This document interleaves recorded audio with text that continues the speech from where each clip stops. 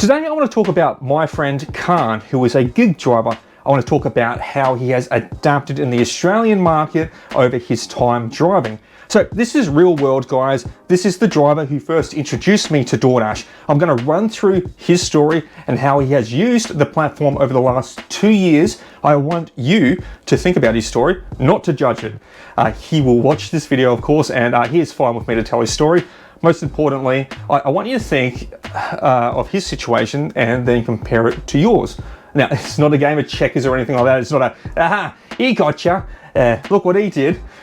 This is a perspective of how one man used the gig apps in Australia.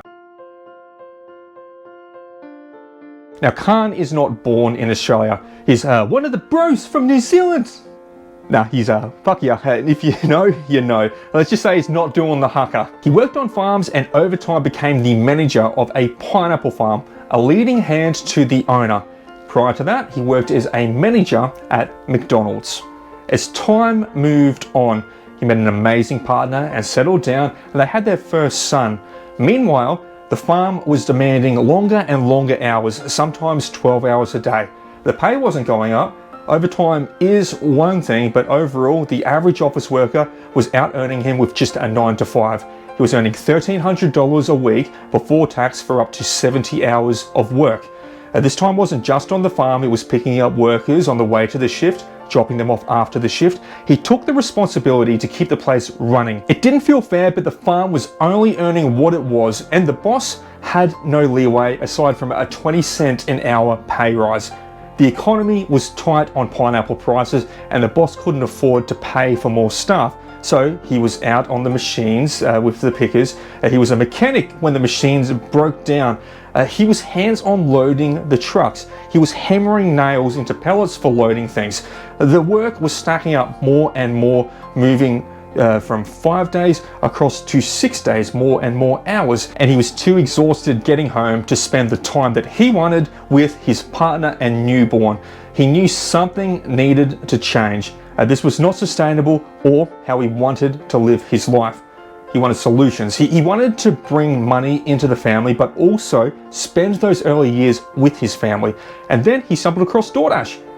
He started trying to do that on top of his job to see how it works. So he would show up to the farm at 4 a.m, work until 4 p.m, shower off at home, and then start delivery driving from 6 to 10 at night. He sacrificed a little bit of time further from his family to see if he could figure out a way to support his family and spend much more time with them in the long run. And he realized he was making more per hour as a Doordash delivery driver than he was on a farm, and that he could log in or log off anytime he wanted. And he could work any day or time he wanted without a boss demanding from him. After years working on the farm, he quit. The pineapple farm had him up before sunrise, but now he started work after the sun came up to have breakfast with his partner and their newborn. He would make sure he had 2 days a week off to spend time with her and the young one. As time went on, the young fella entered his terrible twos, while his partner was now expecting their daughter. The flexibility allowed him to spend more time at home to support the family unit. But he worked Doordash and Uber Eats to keep busy. It was 2021 and it was still masks on from COVID. People couldn't dine out sometimes, or if they could, it was limited seating.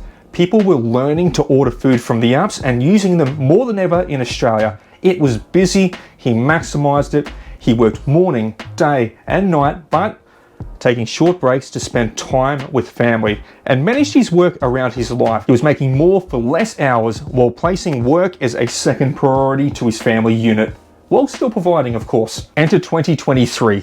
The masks are off. COVID has become a hazy memory of the past, and restaurants are packed, meaning people are heading out instead of ordering in.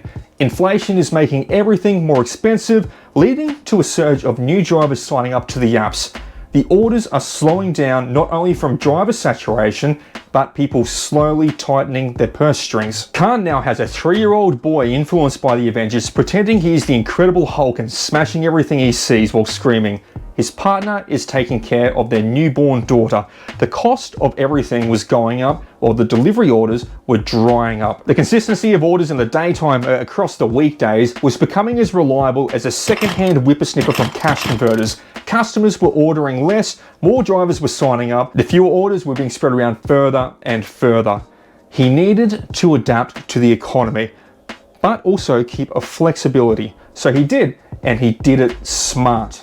His quietest hours driving were across the weekday in the daytime, where he used to get 2 to 3 deliveries per hour. He was now getting 1 delivery an hour. And some hours, duck egg, nothing. The delivery landscape had changed, so he needed to adapt. So he picked up a job in a warehouse working 10 a.m. to 2 p.m. as a casual, 5 days a week. Sometimes he'd work Monday to Friday, sometimes Tuesday to Saturday. He started as a casual on $28 per hour, but after a few months they found out he had been doing some delivery driving for Doordash and Uber Eats and gave him a pay bump up to $35 an hour, and he just drove a small truck doing deliveries for the warehouse. He didn't have to pay fuel for that truck, he didn't have to pay for insurance or maintenance. It was cost to the business, of course, not his cost. This move filled the quiet and unstable hours in with a steady income. He works mornings for an hour doing 2 to 3 deliveries on the gig apps after spending time with his young family. Then he shows up to his casual job at the warehouse, earning higher than what is possible multi-apping across the day in his market. He takes a break to spend some time with the family across the afternoon. He has dinner with them, and then he heads out to work at night on the gig apps. He has adapted to the economy. All of his eggs aren't in one basket. The casual job has a boss who is on his terms with flexible hours. On the tough weeks, he works more. On other weeks, he curves back the gig apps. He identified that from 10 to 2 on weekdays was slow, so he adapted. He found something casual but steady to replace those hours. He explained the hours he wanted to his work, and the employer was fine with it. Right now, guys, employers are flexible. Most are screaming for workers and are willing to meet the employee's needs. So if you have slow periods in your market, consider other options outside of gig work. Find a balance that works for you, like my friend Khan did. I don't personally advocate full-time gig driving for a long-term plan. I think it's fantastic as a supplemental income, which is what I personally do. I do it on top of my full-time job. But people like my friend Khan have adapted to use them the best he can in the current economy. He makes $700 a week on his casual job at the warehouse for his 20 hours, and then targets for $1,000 per week on gig driving on top of that. He tries to do that, I think it was 30 to 35 hours, he said, on Uber Eats and Doordash to make that happen. Yes, he's still extra mile, he's still going over 50 hours per week, but he has done it in a way to spend more time with his family, and he has done it to set up a method to have the free time to spend with them whenever he wants. So for full-time drivers who have consistent periods of downtime between certain hours and certain days, you have options to go talk to an employer for a casual job to get shifts on those slow times. For anyone coming in screaming, wagey, or wagey is triggered, yeah, I read the comments, and it goes on and complains every day, week after week, and then a certain period is dead. Attacking or blaming other people will do nothing to change your situation.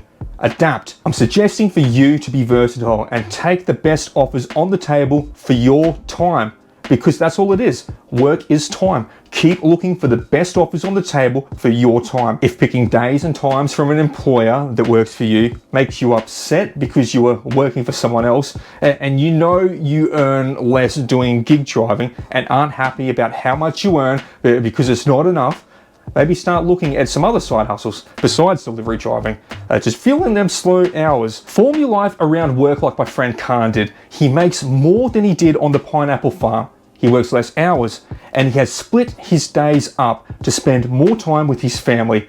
Now, if you are logged into gig apps working 80 hours a week and then complain that 40 hours of those you were just sitting around waiting for a good order, those 40 hours are where you could have been paid an hourly wage and gone from $0 to something you could pay bills with. You do not have flexibility if you are sitting around in your car for 80 hours per week to keep your head above water. Take the best offers on the table, go to the table and present what you want. Spread your eggs between baskets. The worst you get is a no. If you have dead hours, replace them like my friend did. So just think about this story. You don't have to do shit, okay? You're your own boss. You don't have to take anything from this story if you don't want to. This is just a story about a driver who took the best offer on the table that worked for him and his family. So what are you going to do? See you in the next one. Peace out.